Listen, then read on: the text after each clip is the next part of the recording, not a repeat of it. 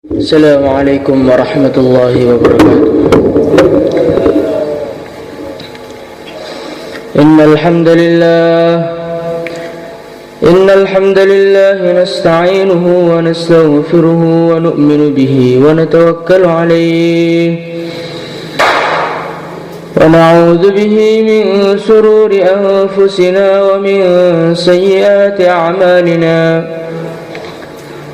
من يهده الله فلا مضل له ومن يضلل فلا هادي له. أشهد أن لا إله إلا الله وحده لا شريك له وأشهد أن سيدنا ومولانا وحبيبنا محمدا عبده ورسوله. اللهم صل على سيدنا محمد وعلى آله وصحبه أجمعين. أما بعد، قال تعالى في كتابه الكريم: والذين جاهدوا فينا لنهدينهم سبلنا wa innallaha lama'al muhsinin. Hadirin yang dimuliakan oleh Allah Subhanahu wa taala, kita datang ke dunia ini bukan atas kemauan kita. Kita datang ke dunia ini bukan atas kemauan orang tua kita. Kita datang ke dunia ini juga bukan karena kemauan pemerintahan kita. Tapi kita di dunia ini datang atas kehendak Allah Subhanahu wa taala. Allah Subhanahu wa taala mewujudkan kita ke dunia ini tidak bertanya kepada kita, kamu mau ke dunia atau tidak? Tidak. Kita mau, ya kita tetap wujud. Kita tidak mau, ya kita tetap wujud tanpa bisa menolaknya. Hadirin yang dimuliakan oleh Allah Subhanahu wa taala, Allah Subhanahu wa taala mewujudkan kita. Kemudian Allah Subhanahu wa taala memelihara kita. Allah Subhanahu wa ta'ala menyiapkan segala sesuatu yang kita butuhkan di dunia ini. Kita butuh udara, maka Allah Subhanahu wa ta'ala ciptakan udara.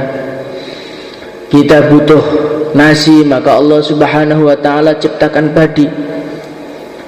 Kita butuh daging, maka Allah Subhanahu wa ta'ala siapkan ayam, siapkan kambing, siapkan sapi. Segala perkara yang dibutuhkan manusia, semakin dibutuhkan, semakin banyak jumlahnya. Manusia ini senengannya makan ayam, maka ayam disembelih tiap hari nggak habis-habis. Tapi perkara-perkara yang tidak dibutuhkan manusia, harimau, kucing, maka walaupun nggak pernah disembelih, jumlahnya nggak bertambah banyak. Hadirin mulakan Allah Subhanahu wa taala, Allah mewujudkan kita. Allah Subhanahu wa ta'ala memelihara kita.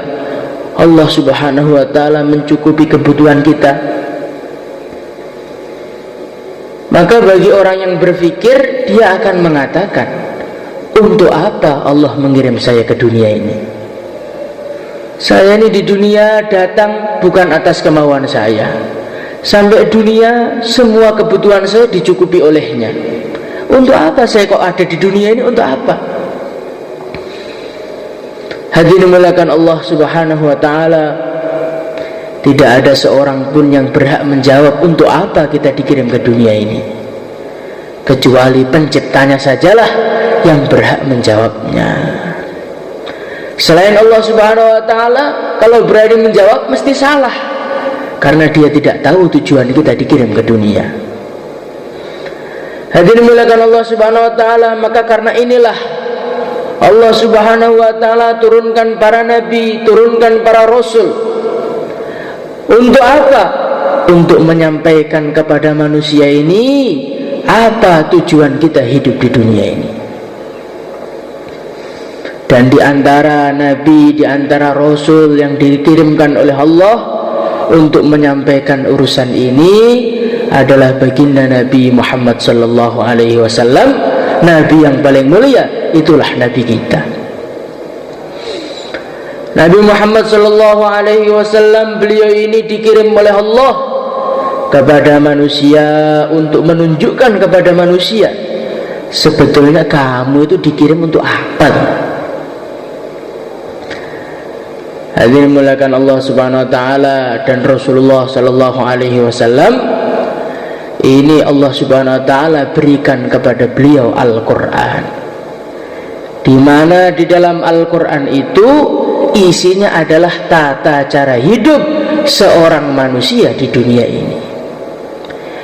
Siapa saja manusia yang dia hidup mengikuti Al-Qur'an yang sesuai dengan arahan Rasulullah sallallahu alaihi wasallam, maka dia akan menjadi orang yang mulia di dunia maupun di akhirat. Dan siapapun yang hidup di dunia ini tidak mengikuti Al-Qur'an dan tidak mengikuti arahan Rasulullah sallallahu alaihi wasallam, maka dia akan celaka untuk selama-lamanya. Hadirin dimuliakan Allah Subhanahu wa taala, dan Al-Qur'an itu jumlahnya 30 juz. Tetapi Al-Qur'an yang begitu panjang tadi diringkas di dalam Al-Fatihah. Kalau orang itu mau merenungi, kalau orang itu mau memahami, maka dia akan faham bahwasannya surat Al-Fatihah ini menerangkan ringkasan Al-Qur'an. Dan di dalam surat Al-Fatihah ini manusia akan mengerti untuk apa toh sebenarnya kamu diciptakan itu untuk apa toh.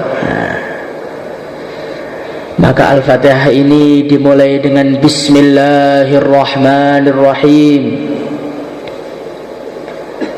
dengan menyebut nama Allah Subhanahu wa taala, Ar-Rahman yang maha pemurah, Ar-Rahim yang maha penyayang. Allah Subhanahu wa taala menyebutkan ayat Bismillahirrahmanirrahim di dalam permulaan Al-Qur'an. Para ulama katakan ini menunjukkan bagaimana kita ini memulai segala sesuatu dengan bismillah. Kullu amrin dzibalin la yubda'u bismillah fahuwa abtar fahuwa aqta. Setiap tindakan yang tidak kita sertai dengan bismillah, maka perbuatan tersebut menjadi abtar, menjadi aqta, terpotong barokahnya. Jadi apa-apa itu kalau tidak dimulai dengan bismillah, maka perbuatan jadi nggak ada barokahnya. Ngaji nanti juga nggak ada barokahnya, dakwah juga nggak ada barokahnya, ke sawah juga nggak ada barokahnya. Nah, ketika orang itu berbuat segala sesuatu itu nggak terasa barokahnya, maka dia nanti akan menganggap amalan itu sebagai amalan-amalan biasa. Saya sudah dakwah kok kayaknya nggak ada perkembangan toh. Saya ini sudah jauhlah kok kayaknya nggak ada perkembangan toh. Berarti jauhlah ini kayaknya nggak bagus kayaknya ini. Kita jauhlah nggak ada perkembangan, kita dakwah nggak ada kesan, itu sebetulnya karena kita jauhlah tidak membaca bismillah. Ini sebetulnya karena kita dakwah tidak membaca bismillah, sehingga akhirnya tampaknya kita dakwah tetapi kita kehilangan barokah. Maka dimulakan Allah Subhanahu wa taala, bagaimana kita ini memulai segala sesuatu dengan bismillah. Insyaallah hadirin. Hadirin mulakan Allah Subhanahu wa taala. Bismillah dengan menyebut nama Allah, berarti ini termasuk zikir. Para ulama juga katakan bismillah zikir ditulis di awal ayat, menunjukkan bagaimana kita memulai segala tindakan kita dengan bismillah. Kita mulai seluruh tindakan kita dengan zikrullah. Para ulama katakan orang itu kalau zikir di dalam amalannya, maka ini seperti lampu yang ada setrumnya. Alat-alat elektronik, kipas angin, AC, lampu, kalau ada setrumnya bagaimana? Maka lampu 5 watt pun akan bisa menerangi sekitarnya. Ini lampu 1000 watt, nggak ada listriknya, maka lampu tadi nggak akan bisa menerangi, walaupun satu kamar pun nggak akan bisa diterangi oleh lampu 1000 watt tadi. Nah, begitu juga amalan kita. Amalan kita sholat, amalan kita dakwah, bayan, jauhlah khususi, usuli. Kalau khususi kita, usuli kita tidak kita sertai dengan zikrullah, maka amalan kita ini menjadi hampa. Amalan kita ini menjadi tidak ada rasanya. Amalan kita ini menjadi tidak ada cahayanya, sehingga amalan kita tidak mendatangkan pertolongannya.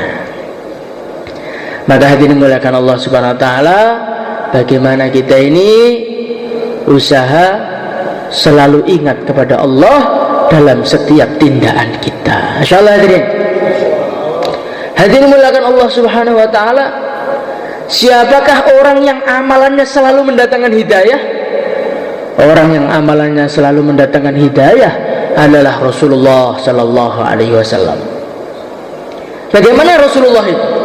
Dalam suatu hadis dikatakan, kana yadhkurullah fi kulli ahyanih. Rasulullah itu selalu ingat kepada Allah dalam setiap kondisi, setiap keadaan, kapan saja, di mana saja, bahkan ketika tidur masih selalu ingat kepada Allah.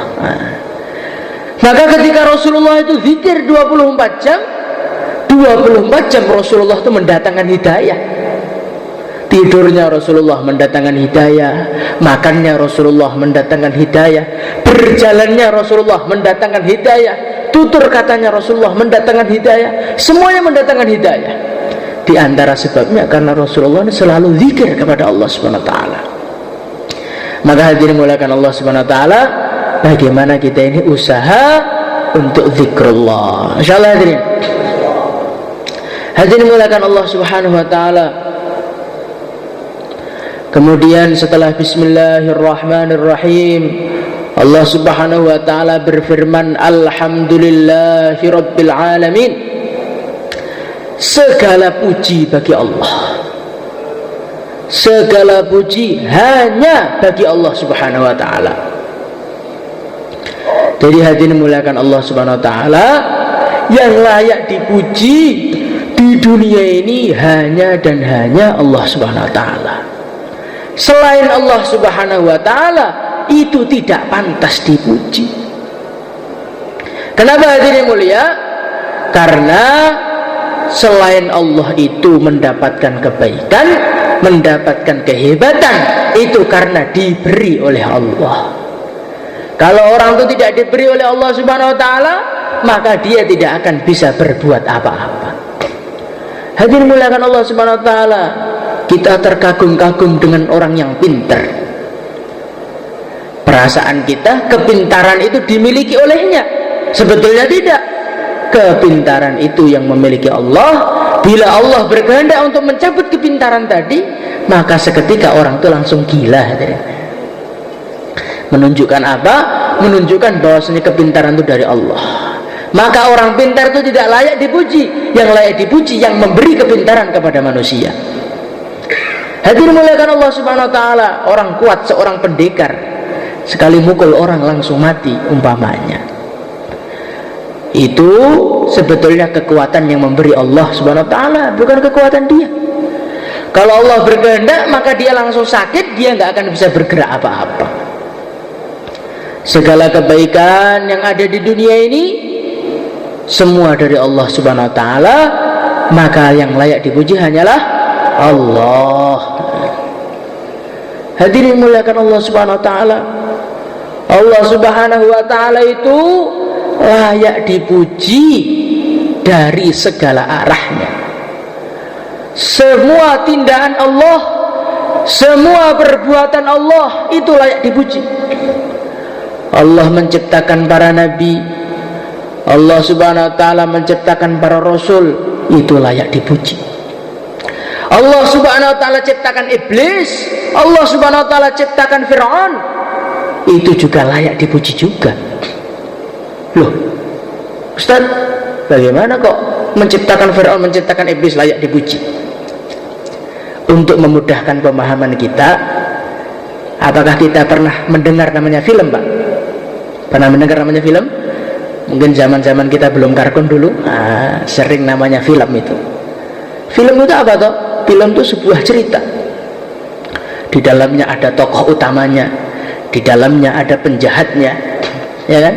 Di dalamnya ada orang-orang yang memerangi tokoh utamanya, tapi akhirnya tokoh utamanya menang. Ketika orang itu melihat film sampai selesai dan film itu begitu seru, maka apa yang kita katakan? Masya Allah, pintar sekali orang yang ngarang cerita ini. Siapa sutradaranya? Hadirin muliakan Allah subhanahu wa ta'ala, kehidupan dunia ini sebetulnya adalah kehidupan yang sudah diatur oleh Allah. Allah subhanahu wa ta'ala menciptakan iblis, Allah subhanahu wa ta'ala menciptakan orang kafir, ini untuk lahan dakwahnya para nabi, sehingga nabi itu tampak mulianya, sehingga nabi itu tampak hebatnya. Maka wujudnya iblis di dunia ini, wujudnya orang kafir di dunia ini, karena diciptakan oleh Allah, itu juga layak dipuji juga. Andai kata semua orang itu tingkatannya seperti para nabi, maka kemuliaan para nabi tidak tampak. Kemuliaan seseorang itu tampak ketika ada orang hina.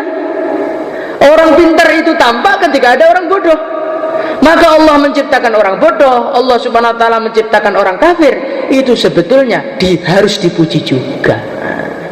Andai kata orang kafir itu tidak ada, maka orang iman tidak tampak mulianya.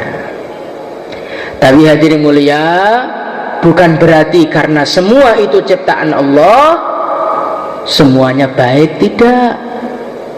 Yang buruk tetap buruk, yang baik tetap baik. Para nabi tetap mulia, iblis dan orang kafir tetap buruk. Nah, ini harus kita pahami, jangan salah paham. Sebagian orang mereka mengatakan karena semua ciptaan Allah maka semua baik. Salah. Karena semua ciptaan Allah maka nilailah semua itu menurut penilaian Allah. Kalau Allah menilai para nabi harus dimuliakan, harus dihormati dan harus diimani, ya kita harus menghormati mereka, memuliakan mereka, mengimani mereka. Kalau Allah mengatakan iblis, orang-orang kafir itu orang yang dibenci oleh Allah, orang-orang buruk, maka kita juga harus menganggap mereka buruk, tidak boleh menganggap mereka baik. Alhamdulillahirabbil alamin, segala puji bagi Allah subhanahu wa ta'ala. Rabbil alamin, karena Allah subhanahu wa ta'ala itu pemelihara alam semesta, semuanya dipelihara oleh Allah. Tumbuh-tumbuhan dipelihara sehingga akhirnya menjadi tumbuhan yang sehat, tanaman-tanaman dipelihara, manusia dipelihara, seorang bayi yang baru lahir di dunia dipelihara, ketika sudah besar dipelihara, ketika sudah tua pun tetap dipelihara oleh Allah. Maka segala puji hanya bagi Allah subhanahu wa ta'ala. Dan para ulama dan Rasulullah sallallahu alaihi wasallam katakan, afdhalud du'a alhamdulillah. Jadi alhamdulillah itu di samping pujian bagi Allah subhanahu wa ta'ala, sebetulnya alhamdulillah itu adalah doa juga. Bahkan bukan hanya doa, seutama-utamanya doa. Hadirin mulia, kalau ada orang datang kepada kita, kemudian dia itu mengatakan, Pak, Masya Allah, Bapak itu saya dengar itu paling suka sedekah Bapak itu. Pokoknya setiap orang yang datang tuh Bapak itu ceritanya orang-orang itu mesti sedekah. Bapak itu betul-betul luar biasa. Maka bagi orang yang paham, ketika dipuji seperti itu, dia punya kepahaman. Oh, yang muji tadi kayaknya minta uang ini ya. Maka tanpa meminta langsung diberi uang. Nah begitu juga kalau kita ini memuji Allah, ya Allah engkau ini yang maha mengetahui, maknanya ya Allah saya minta ilmu. Kalau kita itu memuji Allah, ya Allah engkau ini maha kaya, maknanya kita itu minta rizki. Nah kalau kita itu memuji alhamdulillah, segala puji bagi Allah, maknanya ya Allah saya ini minta segala kebaikan yang ada di dunia ini dan yang ada di akhirat. Maka alhamdulillah itu afdhalud doa, doa yang pendek tapi sebetulnya minta segalanya. Maka hadirin dimuliakan Allah Subhanahu wa taala, bagaimana kita ini biasakan diri kita doa dengan alhamdulillah. Insyaallah hadirin. Hadirin dimuliakan Allah Subhanahu wa taala. Jadi alhamdulillah itu adalah sebuah doa. Maka jangan kita katakan alhamdulillah di saat duit kita banyak, habis panen alhamdulillah, tanggal muda alhamdulillah, nanti kalau sudah tanggal tua astagfirullah. Alhamdulillah itu diucapkan fisarra'i wadh-dharra, di saat longgar, di saat sempit, saat gembira, saat susah, tetap doanya alhamdulillah. Karena apa? Karena alhamdulillah itu adalah sebuah doa. Doa itu ketika longgar juga harus diucapkan, ketika sumpek juga harus diucapkan. Maka bagaimana kita ini biasakan mengucapkan alhamdulillah fi kulli hal, ala kulli hal, dalam setiap keadaan. Insyaallah hadirin. Hadirin muliakan Allah Subhanahu wa taala. Kemudian Allah berfirman Ar-Rahmanir Rahim. Allah itu Maha Pemurah, dan Allah Subhanahu wa taala itu Maha Penyayang. Jadi Allah itu Maha Pemurah. Maknanya Allah Maha Pemurah itu bagaimana? Orang kafir, orang iman, orang maksiat, orang taat, semua dipelihara oleh Allah. Andai kata Allah Subhanahu wa taala itu tidak Maha Pemurah, maka orang kafir itu menghirup udara satu sedotan saja tidak dikasih oleh Allah. Orang kafir masih bisa bernapas, orang kafir masih bisa makan, orang kafir masih bisa dapat duit, itu karena murahnya Allah. Kalau Allah tidak murah, kok duit? Orang kafir itu dikasih hidup itu sudah gak dikasih sama Allah. Jadi Allah Subhanahu wa taala itu orang kafir dirawat, orang iman dirawat, semuanya dirawat. Karena apa? Karena murahnya Allah. Kemudian ada orang tanya, Pak, kalau memang Allah itu murah, kenapa urusan harta yang dimurahi ke orang kafir? Kalau orang kafir miliuner, miliarder, jutawan tuh banyak orang kafir. Tapi kalau orang iman, rata-rata itu kuli, tukang macul, ya, tukang buruh, kuli bangunan, tukang bangunan. Nah, kenapa kok urusan dunia yang lebih dimurahi itu orang-orang kafir itu kenapa? Maka kita mengatakan Allah memberi kita dunia sedikit itu karena saking sayangnya Allah kepada kita. Loh, kok sayang? Hadirin yang mulia, dunia itu menurut Allah itu lebih hina daripada sampah. Menurut Allah dunia itu lebih hina daripada sampah.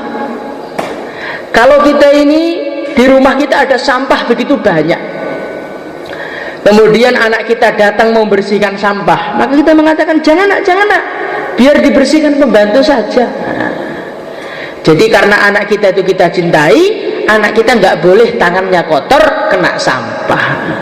Yang boleh kotor kena sampah itu pembantu, kuli. Yang tidak kita cintai, ya kamu ambil sampah sebanyak-banyaknya nggak masalah. Tapi anak, keluarga yang kita cintai nggak boleh nyentuh sampah. Nah begitu juga hadirin mulia. Orang iman itu adalah orang-orang dicintai oleh Allah. Maka orang iman nggak boleh terlalu banyak megang sampah. Nah, megang sampah itu boleh sedikit-sedikit biar bisa hidup di dunia.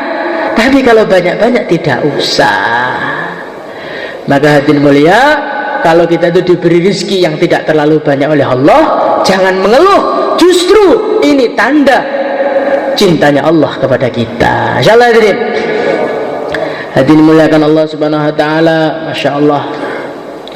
Allah Subhanahu wa taala Maha Pemurah. Tapi ingat, yang disayangi oleh Allah hanyalah orang-orang iman. Yang disayangi oleh Allah itu hanyalah orang iman.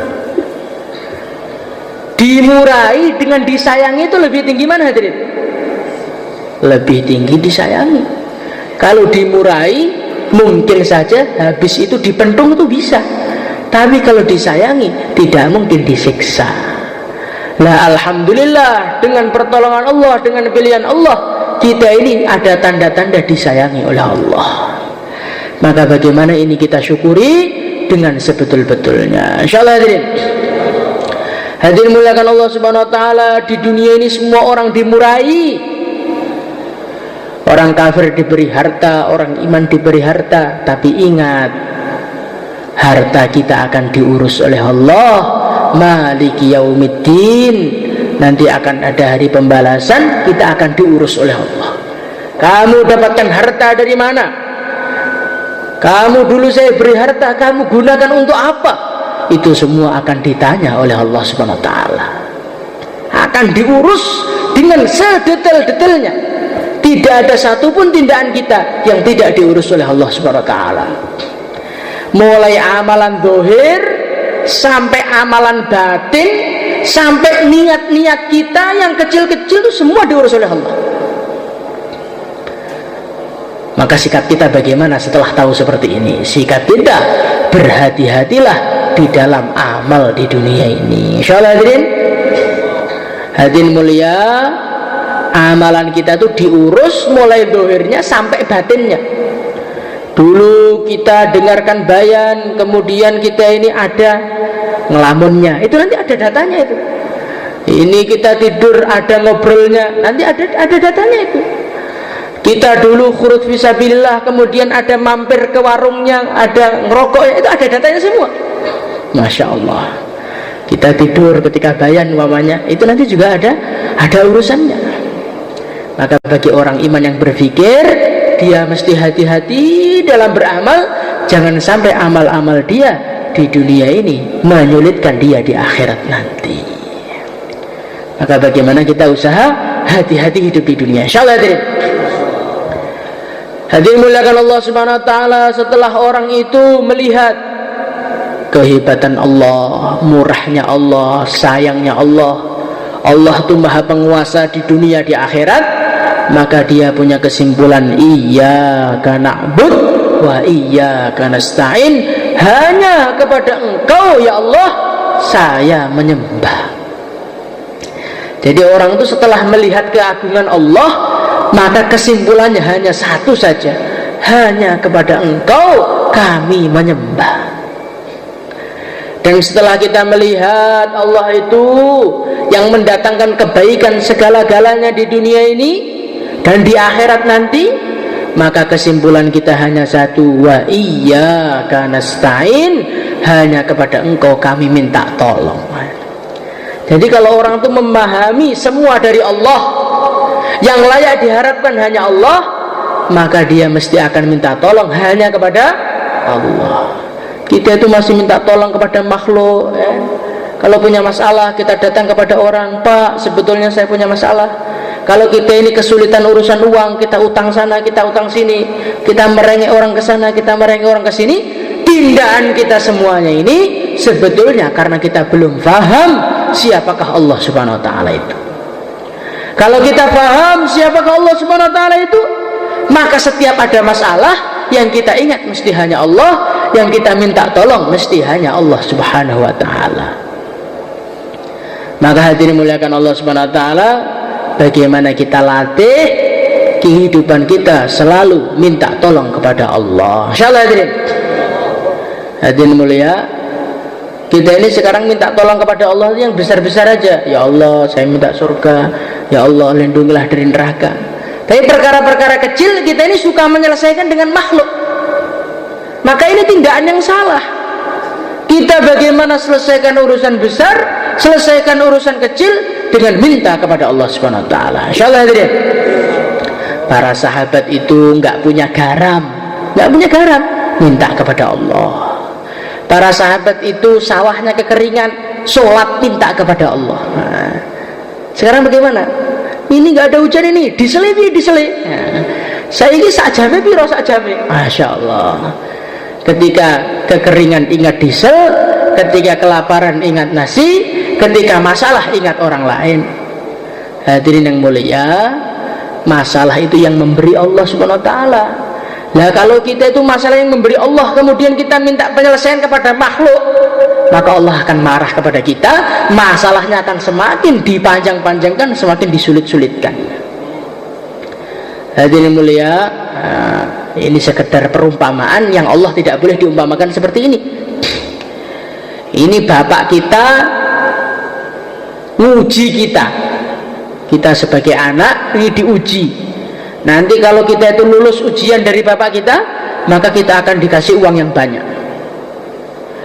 Kemudian ketika kita diuji oleh bapak kita malah lapor kepada orang-orang desa saya ini diuji bapak saya. Maka apa yang terjadi? Bapaknya langsung datang pukul kepala kita nanti. Nah, Allah Subhanahu wa taala itu memberi ujian kepada kita, biar kita ingat kepada Allah, biar kita minta tolong, sehingga akhirnya dilonggarkan oleh Allah. Nah, kalau kita ini punya masalah istri, lapor seluruh dunia, ketemu Karkun, Pak sebetulnya ini istri saya ini, Masya Allah, semenjak saya dakwah ini loh, kok diomong itu angin setengah mati. Nah, nanti ketemu pedagang diomongi, ketemu tukang sayur diomongi, ketemu di sawah diomongi. Nah, akhirnya satu dunia tahu semua bahwasanya kita ini orang bermasalah. Hadirin mulia, kalau kita itu melaporkan masalah kita kepada makhluk, nanti istri kita tuh wabah galaknya, tuh wabah menyakitkan kita. Tapi ketika istri kita menyakiti kita, istri kita mencaci kita, ya Allah, yang memegang hati istri saya itu Engkau ya Allah. Ya Allah, jadikanlah istri saya baik kepada saya. Doa, pulang langsung selesai semua. Maka kita biasakan selesaikan masalah dengan minta tolong kepada Allah. Insyaallah hadirin. Minta tolong urusan apa? Minta tolong urusan apa saja, tetapi minta tolong yang terpenting, ihdinas siratal mustaqim, ya Allah tunjukilah saya jalan yang lurus. Makan itu penting, tidur itu penting, uang itu penting, pekerjaan itu penting, tapi yang terpenting diberi hidayah oleh Allah. Kalau orang itu di dalam hatinya ada hidayah, maka bagaimanapun keadaannya, dia itu paling melarat di dunia, dia nggak punya apa-apa, tetap dia akan jadi calon ahli surga. Tapi kalau hidayah tidak ada, walaupun semuanya ada, rumah ada, istri ada, mobil ada, pabrik ada, kekayaan melimpah ruah, maka dia ini akan di neraka selama-lamanya. Maka kita ini minta kepada Allah, ihdinas siratal mustaqim, ya Allah tunjukilah saya jalan yang lurus. Saking pentingnya kita doa ihdinas siratal mustaqim, sampai satu hari diulang minimal 17 kali.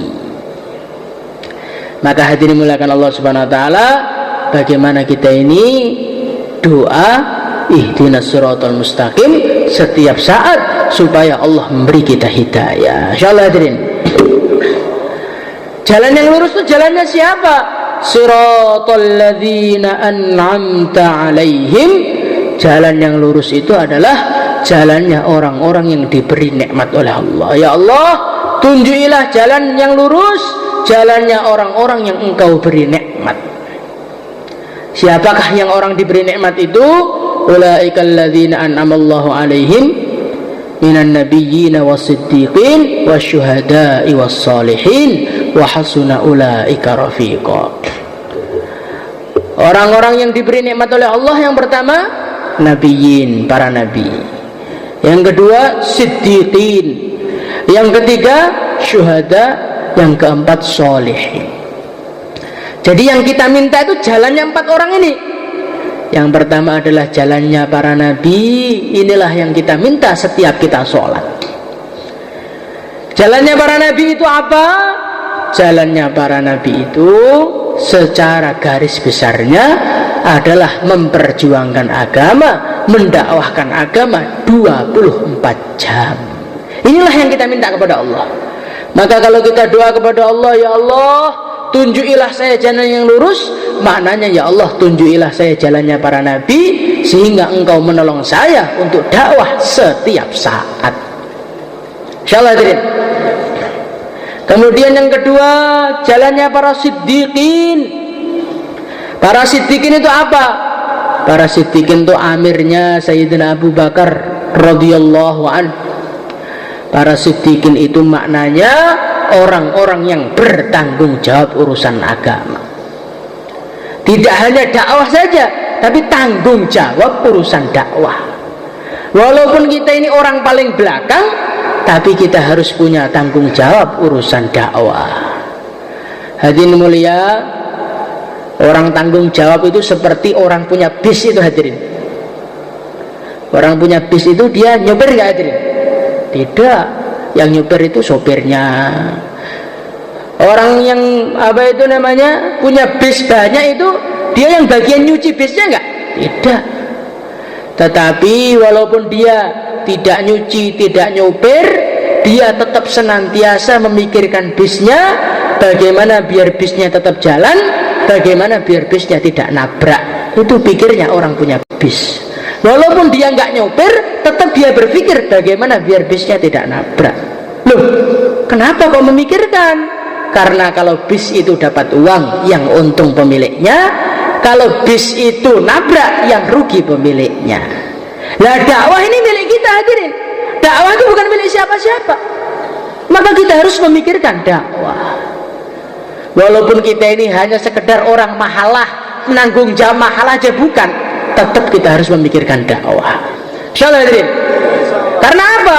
Karena kalau dakwah itu maju yang untung kita, dakwah itu mundur yang rugi kita. Loh Pak, dakwah itu kalau nggak maju sih nggak rugi loh Pak. Nggak rugi bagaimana? Kalau dakwah itu tidak maju, orang pertama kali rugi di dunia kita. Kalau mahalah kita nggak hidup, maka nanti kita akan malas sholat ke masjid. Bukankah ini suatu kerugian yang besar? Kita kehilangan 27 derajat. Kalau dakwah tidak hidup, maka keluarga kita nggak ada yang mengingatkan. Ketika nggak ada yang mengingatkan, maka keluarga kita akan menjadi preman-preman. Kalau sudah menjadi preman, maka mereka akan mengirimi dosa kepada kita. Apakah ini bukan kerugian? Nah, jadi kalau dakwah itu nggak hidup, maka yang pertama kali rugi siapa? Saya. Dan kalau dakwah itu berkembang, yang pertama kali beruntung siapa? Saya. Kalau kita berdakwah dengan ijtimai, kok di ujung dunia ada orang dapat taskilan 1, kita juga dapat pahalanya. Kalau kita itu memikirkan kampung kita, kok ada orang baik dari kampung kita, kita dapat pahalanya. Kalau yang kita pikirkan satu provinsi, maka ketika satu provinsi ada yang baik, kita dapat pahalanya. Kalau yang kita pikirkan seluruh alam, maka di ujung dunia ada orang berbuat baik, kita dapat bagiannya juga. Hadirin dimuliakan Allah Subhanahu wa taala, dengan syarat dakwahnya dakwah yang ijtimai. Seperti tubuh kita ini. Tubuh kita ini kan ijtimai. Kepala mau kumpul dengan tangan, tangan mau kumpul dengan badan, badan kumpul dengan kaki. Nah, maka ketika seluruh anggota tubuh ini kumpul, kaki berjalan, jantungnya jadi sehat. Nah, otak berpikir, maka tangannya bisa bergerak. Nah, tangannya megang nasi, maka perut bagian nasi. Nah, jadi ketika tubuh itu ijtimai, maka semua merasakan manfaatnya. Begitu juga dakwah. Kita berjuang menyebarkan agama. Kalau istimai, mahalah nyambung dengan halakoh, halakoh nyambung dengan markas, markas nyambung dengan nidomutin, nidomutin nyambung dengan Rasulullah, maka nanti ada satu kebaikan di dunia, kita dapat bagiannya juga. Tapi kalau dakwah nggak istimai, dakwah awawi, cara marana Ilyasis ketinggalan zaman. Dakwah gaya acara dewi loh, sepodo pintere kok. Nah, akhirnya gaya acara dewi, maka nanti kita akan dapat pahala dari orang kita taskil saja. Di Amerika ada orang dapat hidayah, kita nggak dapat bagian karena kita nggak ijtimai. Maka kita ini jangan hanya sekedar dakwah saja, tapi dakwah yang ijtimai. Insyaallah hadirin. Kemudian jalan yang ketiga adalah jalannya para syuhada. Syuhada itu siapa? Syuhada itu adalah orang-orang yang mau korbankan hartanya, korbankan nyawanya untuk agama. Maka kita minta kepada Allah, ya Allah, tunjukilah saya jalannya para syuhada supaya saya bisa korban sehingga saya keluar 4 bulan. Insyaallah hadirin. Kita ini berat, keluar 4 bulan, keluarkan uang berat. Itu kenapa sebabnya? Sebabnya karena kita ini belum dapat hidayahnya para syuhada, sehingga untuk mengorbankan uang itu 1 juta ya abot ya, maju pura budal pura setahun pura umpamanya wis budal setahun pun gak iso tenanan. Itu kenapa sebabnya hadirin, karena kita belum dapat hidayahnya para syuhada tadi. Maka kita doa kepada Allah agar kita punya kesemangatan untuk berkorban. Insyaallah hadirin, bukan hanya korban dengan senang. Seperti Sayyidina Abu Bakar. Sayyidina Abu Bakar ketika mau perang Tabuk, maka beliau itu mengeluarkan seluruh hartanya. Setelah infak seluruh hartanya itu loh, beliau itu mengatakan, ya Rasulullah, nanti kalau ada lagi saya infakkan lagi ya. Nah, dengan gembiranya, dengan mudahnya, nanti kalau ada lagi saya infakkan lagi ya. Masya Allah. Kalau kita bagaimana hadirin? Saya loh kemarin itu loh baru bantu orang keluar fisabilillah, Masya Allah. Saya bantu tuh 10.000. Nah, dibantu 10.000, seluruh dunia dikasih tahu, diulang-ulang terus. Masya Allah. Jadi kalau sahabat itu infak seluruh harta itu mengatakan, kalau nanti ada lagi saya kirim lagi ya Rasulullah. Masya Allah. Kok iso lu wong kaya ngene iki? Itulah karena Allah telah memberi hidayah kepada sahabat. Maka kita doa hidayah kepada Allah agar Allah Subhanahu wa taala memudahkan kita untuk berkorban. Insyaallah hadirin. Wasyuhada'i wassalihin, yang terakhir hidayah supaya kita ini menjadi orang soleh. Orang soleh itu apa toh? Orang soleh itu orang-orang yang tidak suka maksiat. Maka kita ini doa kepada Allah, ya Allah, berikanlah saya petunjuk jalan yang lurus, jalannya para solihin. Solihin itu siapa? Solihin itu pembenci kemaksiatan. Sekarang kita ini sudah amal agama, tapi sama kemaksiatan itu masih senang juga. Dakwah terutama untuk yang muda-muda, nanti ada wanita lewat, lihat-lihat sedikit. Kita ini sudah amal agama tapi masih senang maksiat. Maka ini seperti orang minum obat tapi juga masih senang minum racun. Akhirnya bagaimana kalau tidak hati-hati? Mati nanti hadirin. Maka kita ini di samping dakwah, kita ini di samping berjuang, kita doa kepada Allah agar Allah buat kita benci kemaksiatan. Insyaallah hadirin. Hadirin yang muliakan Allah Subhanahu wa taala, ihdinas siratal mustaqim, siratal ladzina an'amta 'alaihim ghairil maghdubi 'alaihim waladdallin. Ya Allah, jangan engkau itu tunjukkan saya jalannya orang-orang yang dimarahi oleh Allah, dimurkai oleh Allah, orang-orang Yahudi. Dan juga jangan engkau tunjukkan kepadaku jalannya orang-orang Nasrani. Sebetulnya orang itu mengatakan siratal ladzina an'amta 'alaihim sudah cukup. Tapi kenapa ditambahi ghairil maghdub? Karena orang itu kadang-kadang dalam perjuangan itu menggok. Sudah tengah-tengah berjuang, enak-enak, tiba-tiba hidayahnya dicabut oleh Allah, langsung jadi orang nakal lagi. Maka ditambahi ghairil maghdub itu supaya apa? Supaya perjuangan kita ini sampai mati kekal, enggak berubah-berubah. Maka hadirin muliakan Allah Subhanahu wa taala, bagaimana kita doa kepada Allah. Insyaallah hadirin. Hadirin muliakan Allah Subhanahu wa taala, lah hidayah itu datang di samping dengan doa, kita juga harus berjuang. Karena Allah berfirman, wattabi'uhu la'allakum tahtadun. Ikutilah Rasulullah supaya kamu dapat hidayah, kata Allah. Dan Rasulullah SAW itu kenyataannya hari-hari berjuang. Setiap orang yang ikut baginda Nabi diajak berjuang. Maka kita ini kalau ingin dapat hidayah harus berjuang. Maka siapa yang niat berjuang untuk mendapatkan hidayah Allah Subhanahu wa taala, silahkan berdiri, daftarkan nama. Monggo. 4 bulan, 40 hari, 1 tahun, sisa masa, tambah masa. Yang aslinya belum niat diniatkan. Masya Allah.